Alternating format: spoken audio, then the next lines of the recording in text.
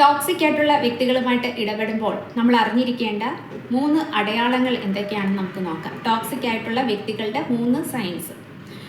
പലപ്പോഴും നമുക്ക് ടോക്സിക് ആയിട്ടുള്ള വ്യക്തികളുമായിട്ട് ഇൻട്രാക്ട് ചെയ്യേണ്ടി വന്നിട്ടുണ്ടായിരിക്കാം. ചിലപ്പോൾ നമ്മുടെ ഫാമിലിയിൽ നിന്ന് തന്നെ ആയിരിക്കാം, നമ്മുടെ ഫ്രണ്ട്സിൻ്റെ ഇടയിൽ നിന്നായിരിക്കാം, റിലേറ്റീവ്സിൻ്റെ ഇടയിൽ നിന്നായിരിക്കാം, ക്ലോസ് കോണ്ടാക്റ്റിലുള്ളവർ ആരെങ്കിലും ആവാം. അവർ ടോക്സിക് ആകുമ്പോഴാണല്ലോ നമുക്ക് ഫീൽ ആവുന്നതും ഹേർട്ട് ആവുന്നതും. പക്ഷെ നമുക്ക് ഒരിക്കലും അവരെ ചിലപ്പോൾ അവോയ്ഡ് ചെയ്യാനും പറ്റത്തില്ല. ഇത്തരക്കാരുമായിട്ട് ഡീൽ ചെയ്യുമ്പോൾ കഴിവതും അവരെ പരമാവധി ഒരു ഡിസ്റ്റൻസിൽ നിർത്തുക, മാനസികമായിട്ട് അവരോട് അറ്റാച്ച്ഡ് ആവാതിരിക്കുക. ഇതൊക്കെയാണ് അതിനുള്ളൊരു പോംവഴി. അല്ലാതെ പ്രത്യേകിച്ച് നമുക്കതിനെ കുറിച്ചൊന്നും ചെയ്യാനില്ല. പിന്നെ മനസ്സിലാക്കേണ്ട കാര്യം, ഇത്തരം ടോക്സിക് ആയിട്ടുള്ള വ്യക്തികൾക്ക് മാനസികമായിട്ട് അവർക്ക് എന്തെങ്കിലും വിഷമങ്ങളോ അല്ലെങ്കിൽ മാനസികമായിട്ട് അവരൊത്തിരി എനർജി ലെവൽ കുറഞ്ഞ ആൾക്കാരായിരിക്കാം. അതാണ് അവർ മറ്റുള്ളവരോട് ഇത്ര ടോക്സിക് ആയിട്ട് പെരുമാറുന്നത്. എന്തായാലും നമുക്ക് ടോക്സിക് ആയിട്ടുള്ള വ്യക്തികളുടെ 3 സൈൻസ് എന്തൊക്കെയാണെന്ന് നോക്കാം. അവരുമായിട്ട് ഇൻട്രാക്ട് ചെയ്യുമ്പോൾ നമുക്ക് തന്നെ ഫീൽ ചെയ്യും നമ്മുടെ എനർജി ചോർന്നു പോകുന്നതായിട്ട്. നമുക്ക് തന്നെ ക്ഷീണം വരാം.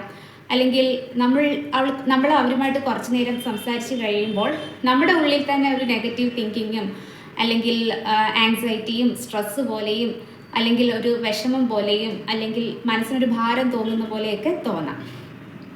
ഇവർക്ക് പൊതുവെ ഒരു നിഷേധാത്മകമായിട്ടുള്ള ഒരു മനോഭാവമായിരിക്കാം.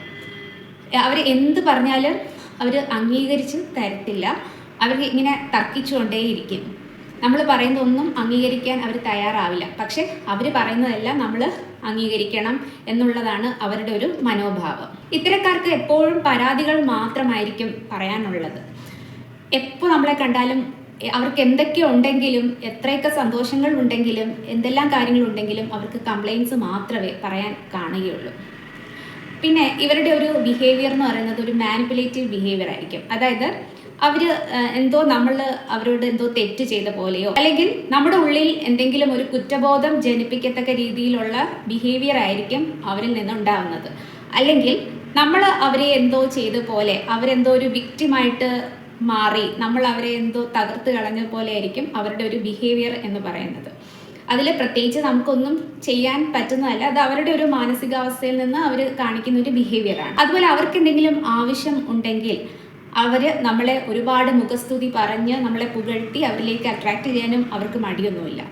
മാത്രമല്ല അവർ മൊത്തത്തിൽ നമ്മുടെ ഒരു കൺട്രോൾ അവർ ഏറ്റെടുക്കും. നമ്മൾ അറിയാതെ തന്നെ അവരുടെ കൺട്രോളിലായിപ്പോവും. നമ്മളെ കൺട്രോൾ ചെയ്യാനായിരിക്കും അവർക്ക് കൂടുതൽ ഇഷ്ടം. അതിനുവേണ്ടി അവർ ശ്രമിച്ചുകൊണ്ടേയിരിക്കും. അവരൊരിക്കലും അവരുടെ തെറ്റുകുറ്റങ്ങൾ മനസ്സിലാക്കുകയോ അംഗീകരിക്കുകയോ സമ്മതിച്ചു തരികയോ ഒന്നും ചെയ്യില്ല. അവരുടെ വിചാരം അവരെപ്പോഴും പെർഫെക്റ്റ് ആണ്, അവരാണ് കറക്റ്റ്, അവർ ചെയ്യുന്നതൊക്കെയാണ് പെർഫെക്റ്റ് ആയിട്ടുള്ള കാര്യങ്ങൾ, മറ്റുള്ളവരെല്ലാം അവർക്ക് താഴെ നിൽക്കുന്ന ആൾക്കാരാണ്, അങ്ങനെയുള്ളൊരു തോന്നലാണ്.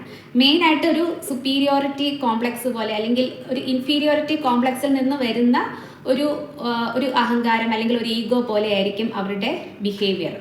അവരുമായിട്ടൊരു കോൺവെർസേഷൻ നടത്തുക എന്നത് വളരെ ബുദ്ധിമുട്ടുള്ള ഒരു കാര്യമാണ്. കാരണം നമ്മൾ പറയുന്ന ഒന്നും അംഗീകരിക്കാനും കേൾക്കാനും ഒന്നും തയ്യാറാവാതെ നമ്മളെ കൺട്രോൾ ചെയ്യാൻ ശ്രമിക്കുകയും നമ്മളെ അടിച്ചമർത്താൻ ശ്രമിക്കുകയും എന്തൊക്കെയോ കുറ്റങ്ങൾ നിറയ്ക്കാൻ ശ്രമിക്കുകയും അതുപോലെ നമ്മൾ അവരോട് എന്തോ ചെയ്തു എന്ന രീതിയിൽ കുറ്റബോധം ഉണ്ടാക്കിപ്പിക്കുകയും അവരൊരു വിക്റ്റിമാണെന്നുള്ള രീതിയിൽ ബിഹേവ് ചെയ്യുകയും ഒക്കെ ചെയ്യും. ഇതൊക്കെയാണ് പൊതുവെ അവരുടെ ഒരു സ്വഭാവ രീതികൾ എന്ന് പറയുന്നത്. ഇത്തരം ആൾക്കാരുമായിട്ട് കഴിവതും ഇൻട്രാക്ട് ചെയ്യാതിരിക്കുന്നതായിരിക്കും നല്ലത്. ഇത്തരം ഇൻട്രാക്ട് ചെയ്യേണ്ടി വരുന്ന സാഹചര്യങ്ങളിൽ നമ്മൾ ഓവറായിട്ട് അവരുമായിട്ട് സംസാരിക്കാൻ പോവാതിരിക്കുക എന്നുള്ളതാണ് ഒരു പോംവഴി. ഇതിൽ പ്രത്യേകിച്ച് നമുക്കായിട്ടൊന്നും ചെയ്യാനില്ല. അവരുമായിട്ടുള്ള ഒരു ഇൻട്രാക്ഷൻ കുറയ്ക്കുക എന്ന് മാത്രമേ ഉള്ളൂ. പിന്നെ നമ്മുടെ അടുത്ത റിലേറ്റീവ്സോ ഫാമിലിയോ ഒക്കെ ആണെങ്കിൽ നമുക്ക് വേണമെങ്കിൽ പറഞ്ഞ് മനസ്സിലാക്കി ഒരു കൗൺസിലിംഗ് അല്ലെങ്കിൽ അതിന് വേണ്ട കാര്യങ്ങളൊക്കെ ചെയ്യാൻ ശ്രമിക്കുന്നത് നന്നായിരിക്കും.